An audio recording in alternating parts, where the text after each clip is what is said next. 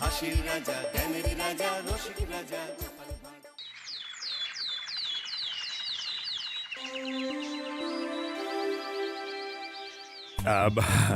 এই অনেকদিন ধরেই তোমাদের একটা কথা বলবো ভাবছিলাম। আগে কি মহারাজ? মন্ত্রী আর গোপালের মধ্যে কে বেশি ভালো সেটা পরীক্ষা নেওয়ার পরিকল্পনা করেছি, এবং যে এই পরীক্ষায় সফল হবে তাকে আমি পুরস্কার দেব। এ তো বেশ শুভ সংবাদ। এই পুরস্কার সেই ব্যক্তি পাবে যে ভালো কাজ করবে, ভালো চিন্তার মাধ্যমে বাকি মানুষদের কাছে এক অনুপ্রেরণার উদাহরণ হবে। বাহ, বাহ, সাধু সাধু, খুব ভালো প্রস্তাব মহারাজ। ভালো না ছাই, এটা কোনো পুরস্কার নয়। ছে, ভালো কাজ করার কি আর চারটিখানি কথা? মহারাজ, একটা অনুরোধ ছিল। তোমার আবার কি অনুরোধ? বলছিলাম, এখন আমাকে একটু বেরোতে হবে। আসলে আজ আমার নাতি নাতনিদের দল বাড়ি আসবে অনেক দিন পর, তাই ওই আর কি একটু গল্প আড্ডা খাওয়া দাওয়ার ব্যাপার আছে, এই আর কি। কোথাকার কোন রাজা এলো আমার? যখন ইচ্ছে আসবে, যখন ইচ্ছে যাবে, আর সেগুলো নাকি আমাদের মেনেও নিতে হবে। উফ, মন্ত্রী, এই হিংসুটে পানাগুলো কবে বন্ধ হবে তোমার বলো তো? তুমি যাও তো গোপাল। মানুষের ভালোবাসা পাওয়া, জনপ্রিয় হওয়া এত সহজ নয়। অনেক ধন্যবাদ মহারাজ। আমার তো বেশ গর্ব হয় তোমার জন্য, আর আমি চাই যে গোপাল আরো ভালো কাজ করে সেরা নাগরিক সম্মান পেয়ে এই কৃষ্ণনগরের মুখ আরো উজ্জ্বল করুক। নিশ্চয়ই মহারাজ, চেষ্টা করব। তবে পুরস্কারের কথা ভেবে আমি কোনোদিন কাজ করি না মহারাজ। যেটা আমার ঠিক মনে হয় তাই করি। এবার আমায় অনুমতি দিন, আমি আসি। হুম, বেশ বেশ, যাও যাও।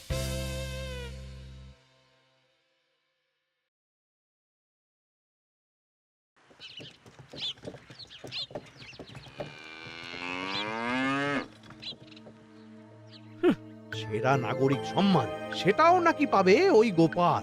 বাবা, মহারাজের কি আদিক্ষেতা গোপালের প্রতি, দেখেও গা জ্বলে যায়। ও কি একাই আছে নাকি যে বেশি জনপ্রিয়? আমিও হব। হ্যাঁ, কি করি কি করি? যাই, একটু গোপালের বাড়ি উঁকি মেরে দেখে আসি যে কি এমন মহান কাজ করে।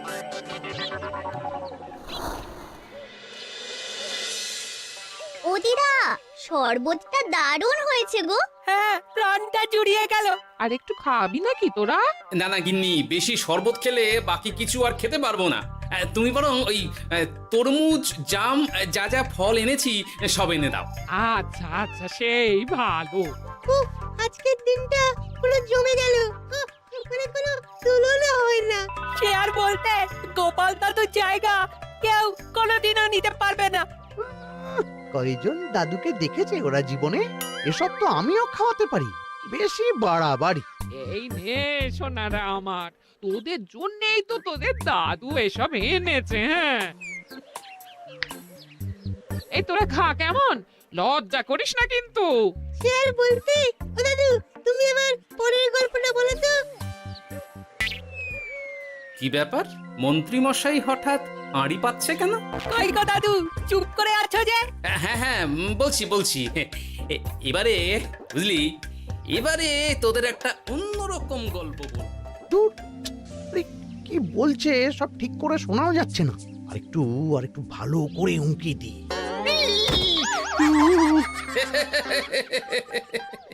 কি মন্ত্রী মশাই, ধরা পড়ে গেলেন তো?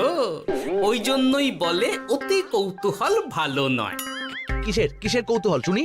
কিসের কৌতূহল? তুমি কি ভাবছিলে যে আমি আড়ি পাচ্ছিলাম? মোটেই না, মোটেই না।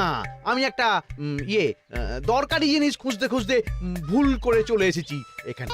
হ্যাঁ, আপনি কত ধরনের ভুল করতে পারেন সেসব আমার জানা আছে মন্ত্রী মশাই। এখন আমি সব আপোষ করে নিচ্ছি। এরপর এমন হবে যে লোকে তোমাকে পাপোশ করেও পুজবে না।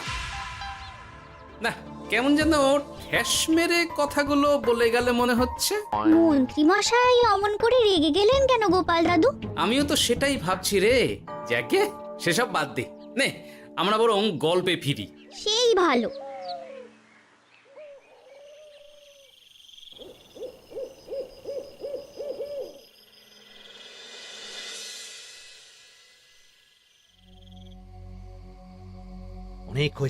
অনেক হয়েছে গোপালের গুণগান।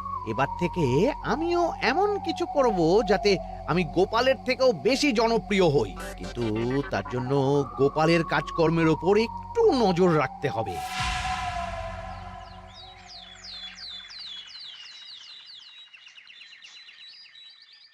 শোন বটাঘটা, কয়েকদিন তোদের গোপালের ওপর পুরো নজর রাখতে হবে।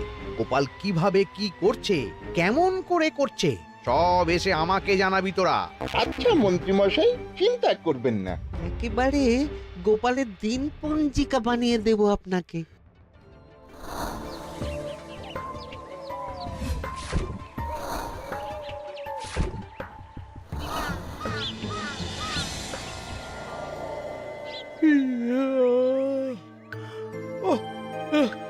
দুপুরের ঘুমটাও একটু ঠিক করে ঘুমোতে দিবি না রে তোরা?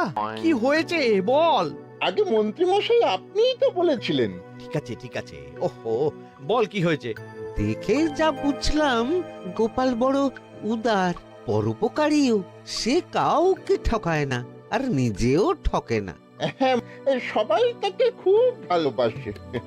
হয়েছে, বুঝেছি। এবার থাম তো। গোপাল পরোপকারী? হাহ, এতদিন ও ছিল, কিন্তু এবার আমার পালা।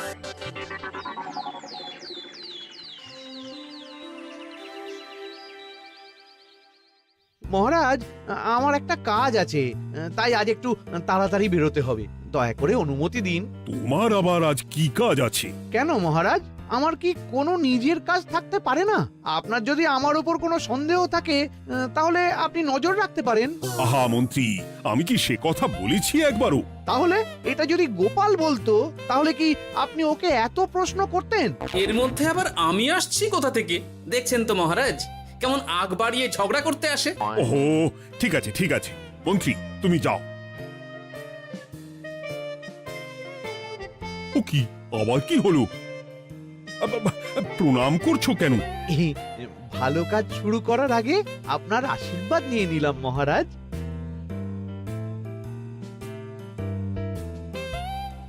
কিছু কি বুঝলেন মহারাজ?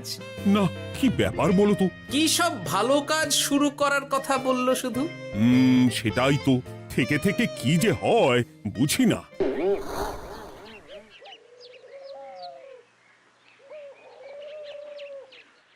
তা বলেছিলাম, সব মনে আছে তো?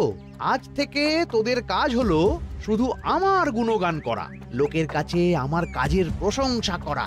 আচ্ছা মন্ত্রীমশাই। আপনি যেমন বলেছেন ঠিক তেমনটাই হবে।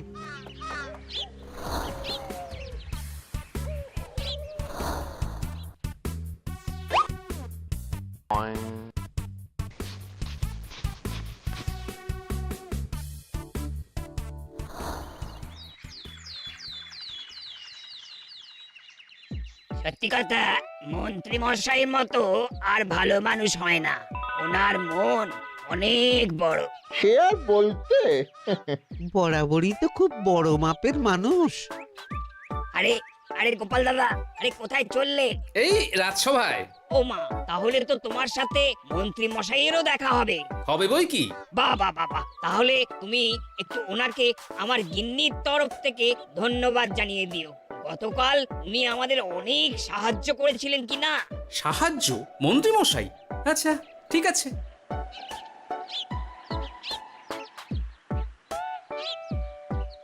কিরে, কোথায় যাওয়া হচ্ছে সব? আজকাল তো তোদের দেখতেই পাওয়া যায় না। বাড়িতেও গল্প শুনতে আসিস না তোরা। কি করে যাবো বলতো গোপাল দাদু, সময় হয় না তো। সে কি কথা? খুব চাপ চলছে নাকি? না, সে কথা নয়। আসলে মন্ত্রী মশাইয়ের বাড়িতে একবার ঢুকলে খাওয়া দাওয়া গল্প খেলা সবকিছু সেরে বেরোতেই অনেক দেরি হয়ে যায়, তাই আর তোমার বাড়িতে যাওয়ার সময় হয় না। মন্ত্রী মশাইয়ের বাড়ি? ও, মন্ত্রী মশাই মনে হয় ভালোই সবার মনে জায়গা করে নিচ্ছে। যাকে ভালো কথা, সবার ভালো হলেই ভালো।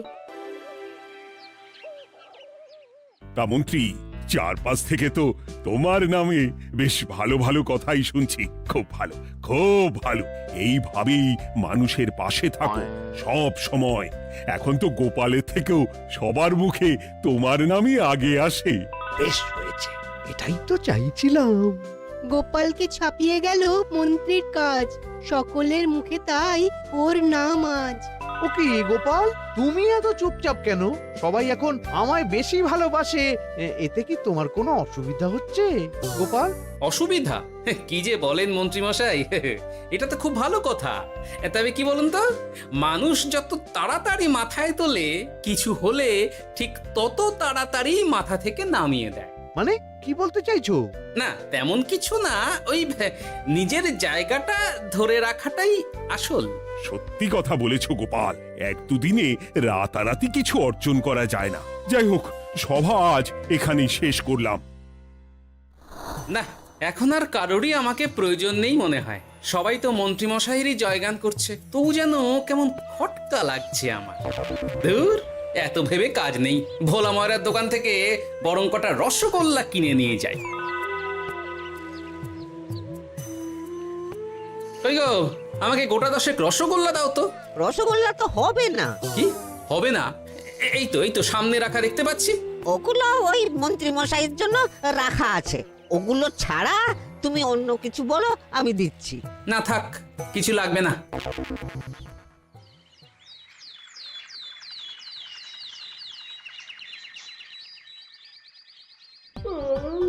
ও কি গো, বলি কত বেলা হয়ে গেল, তুমি এখনো রাজসভায় গেলে না? কদিন ধরে দেখছি কিছু হয়েছে, আর তোমার রাজসভায় বলি যেতে ইচ্ছে করে না বুঝি? না না, সেরকম কোনো ব্যাপার নয় গিন্নি। আমি দেরি করে যাই কি তাড়াতাড়ি, কোনো কিছু তো আর কারো জন্য থেমে থাকে না, বলো গিন্নি? মন্ত্রীমশাই তো আছেন, তাহলেই চলবে। এ আবার কেমন কথা? কিছু না, আমি বেরোলাম।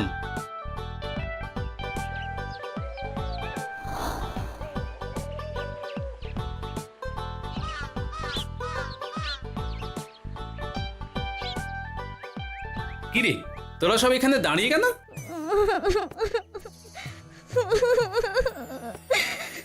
আমরা সব পরীক্ষায় শূন্য পেয়েছি, তাই আমাদের শাস্তি দিয়েছে। আসলে আমরা এতদিন কোনো পড়াশোনা করিনি তো বাড়িতে, পুরো সময়টা শুধু ওই মন্ত্রী মশাইয়ের বাড়িতে মজা করে কাটিয়েছি, তাই এমন হয়েছে। তা নিজের ভুলটা যে বুঝতে পেরেছিস, এটাই অনেক। এই কারণেই বলে নিজের কাজ নিজেকেই করতে হয়, বুঝলি? এরপর মন দিয়ে পড়াশোনা করবি, সব ঠিক হয়ে যাবে।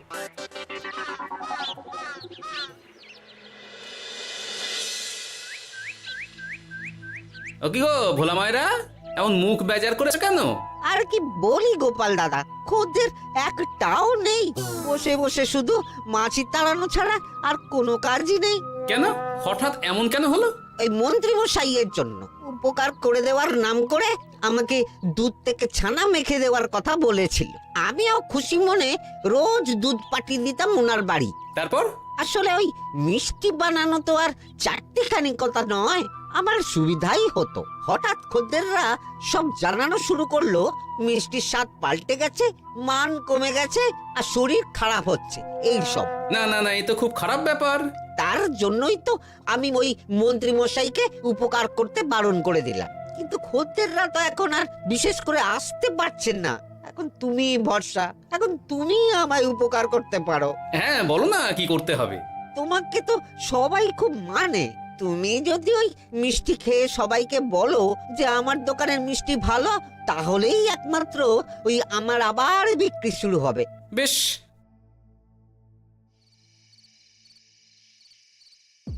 শোনো শোনো, তোমাকে না একটা কথা বলার আছে। কি কথা? তুমি ভালো মানুষই করছো, তাতে তোমার লাভ, আমার কি লাভ আছে তাতে? মানে তোমার আবার কি চাই? সোনার গয়না, আমার একটা নতুন সোনার হার চাই। হ্যাঁ, না দিলে কিন্তু আমি চলে যাব। ওই দেখো, আচ্ছা ঠিক আছে ঠিক আছে, দেবো। ও মা, তাই? সত্যি তুমি খুব খুব ভালো। আমি তোমাকে যতটা কিপটে ভাবতাম, তুমি ততটাও কিপটে না। না গিন্নি, তোমার গয়না আমি গড়াবো, কিন্তু খরচ আমি করব না। যাকে বলে মাছের তেলে মাছ ভাজা। সে আবার কি করে সম্ভব? তুমি দেখোই না।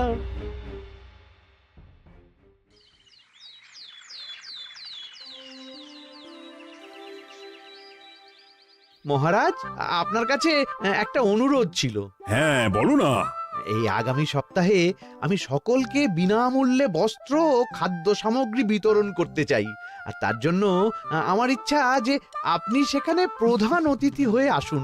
বাহ বাহ বাহ, এ তো ভারী উত্তম প্রস্তাব, নিশ্চয়ই যাব। অনেক ধন্যবাদ, এ তো আমার পরম সৌভাগ্য মহারাজ। কি খুশি তাহলে? এই আর একটা কথা, মানে বুঝতেই তো পারছেন অনেক খরচ, তাই অল্প পরিমাণ যদি মোহর, মানে আপনার যেটা ভালো মনে হয়। বুঝেছি বুঝেছি, আর বলতে হবে না। আপনি মহান মহারাজ, আজকে বুঝতে পারলাম আপনি সকলকেই সমান চোখে দেখেন। কি হয়েছে গো, তোমরা সকলে এখানে? বড় বিপদে পড়ে এসেছি গো দাদা। কি হয়েছে একটু খুলে বলো দেখি। মন্ত্রী মশাইয়ের অতি উপকারের ঠেলায় আমাদের সকলেরই বড় সমস্যা দেখা দিয়েছে। প্রথম বুঝতে পারিনি, কিন্তু এখন বুঝতে পারছি। দয়া করে কিছু একটা করো গোপাল দাদা। বুঝলাম, ঠিক আছে, আমি দেখি কি করতে পারি। যা বুঝছি, কিছু একটা করে মন্ত্রীমশাইয়ের উপকার থেকে সকলকে বাঁচাতেই হবে। কিন্তু কি করি পেয়েছি উপায়। সামনেই বস্ত্র ও খাদ্য সামগ্রী বিতরণের অনুষ্ঠান করবে বলেছে না? ওটাতেই কিছু একটা করতে হবে। যা বললাম তাহলে বুঝলি তো? ভালো করে মন্ত্রীর উপর নজর রেখে আমাকে সবটা জানা। হ্যাঁ গোপাল দাদু, কোনো চিন্তা করো না, মন্ত্রী মশাইয়ের আসল রূপ সামনে আসবেই।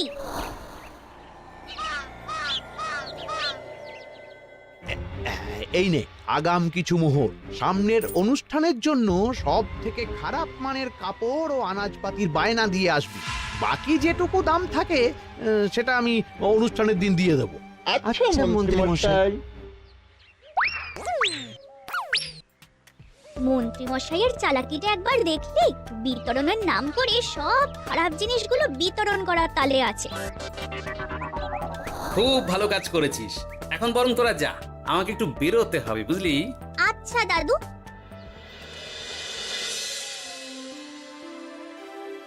তুমি সত্যি বলছো গোপাল? এত বড় বিশ্বাসঘাতকতা! আমার থেকে মোহর নিয়ে, আমার হাত থেকে উপহার নিয়ে আমার প্রজাদেরই ঠকানো। এখনই তাহলে ওই মন্ত্রীকে ডেকে এনে শাস্তি দেওয়া হোক। না মহারাজ, মন্ত্রী মশাই যে শুধু আপনাকে ঠকিয়েছে তা নয়, মানুষের ভালোবাসারও দাম রাখেনি। সবকিছু সবার সামনে হোক। মন্ত্রী মশাইকে কি করে ফাঁদে ফেলতে হয় সে ব্যবস্থা আমি করে ফেলেছি মহারাজ।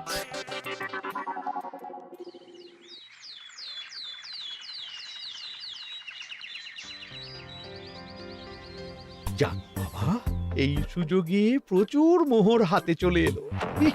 এমনিও আমার চিন্তার কোনো ব্যাপার নেই, সব জিনিস তো মহারাজের হাত দিয়ে বিতরণ করা হবে, তাই খারাপ হলেও সবাই ভাববে মহারাজ দিয়েছে। শোন, এবার তোরা গিয়ে মন্ত্রীকে ওখান থেকে সরিয়ে আন। ততক্ষণে আমি আমার কাজটা মিটিয়ে নিই। আচ্ছা। মন্ত্রী মশাই, শিগগিরই চলুন আমাদের সাথে, মহারাজ আপনাকে ডাকছেন ওই গাছতলার ওখানে। এখন? হ্যাঁ, মহারাজ তো আপনার উপর খুব খুশি, তাই দেখে মনে হলো কোনো একটা উপহার দেবেন আপনাকে। তাই নাকি? বটেই তো, আমি এক্ষুনি যাচ্ছি। এবারে জমবে মজা।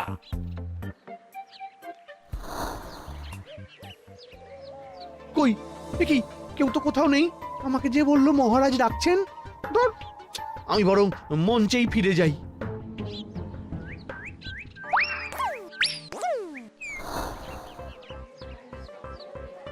মন্ত্রী মশাই, আমরা চলে এসেছি। আপনি বলেছিলেন আজকে আমাদের পাওনা মিটিয়ে দেবেন। আপনার কথা মতো সবচেয়ে উৎকৃষ্ট মানের কাপড় আমি দিয়েছি। হ্যাঁ মন্ত্রী মশাই, আমিও একদম ওই টাটকা শাকসবজি, মাছ, মিষ্টি সব দিয়ে থলি ভরিয়ে দিয়েছি। এবার দামটা মিটিয়ে দিন। দুজনের মিলিয়ে হয়েছে ওই 1000 মোহর। বাহ মন্ত্রী বাহ, তুমি এত ভালো ভালো জিনিস বিতরণ করছো, আমি তো বিশ্বাসই করতে পারছি না। মোটাই না, আমি অত দাম দিতেই পারবো না। আমি তো ভালো জিনিস দিতে বলিনি, আমি বলেছিলাম সব থেকে খারাপ জিনিসগুলো দিতে। কি বললেন মন্ত্রী মশাই?